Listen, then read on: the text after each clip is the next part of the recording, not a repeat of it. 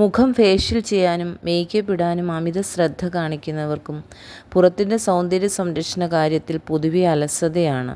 പുറത്തെ ചർമ്മത്തിൽ ഉണ്ടാകുന്ന കുരുക്കളും കറുത്ത പാടുകളും ചർമ്മ സംരക്ഷണ മാർഗങ്ങളിലൂടെ പരിഹരിക്കാൻ കഴിയും.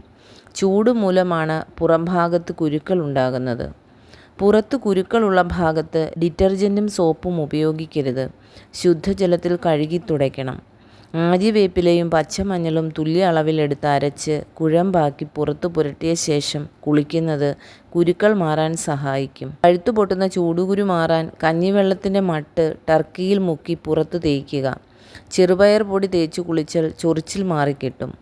പുറത്തെ കുരുക്കൾ ചൂട് മൂലമാണ് ഉണ്ടാകുന്നത്. അതുകൊണ്ട് തന്നെ ഉള്ളിൽ തണുപ്പ് നൽകുന്ന പാനീയങ്ങൾ കുടിക്കണം. ഓറഞ്ച് ജ്യൂസ്, നാരങ്ങ നീര് എന്നിവ നല്ലതാണ്. എന്നാൽ മാമ്പഴം, പൈനാപ്പിൾ എന്നിവയുടെ ജ്യൂസ് ശരീരത്തിലെ ചൂട് വർദ്ധിപ്പിക്കും.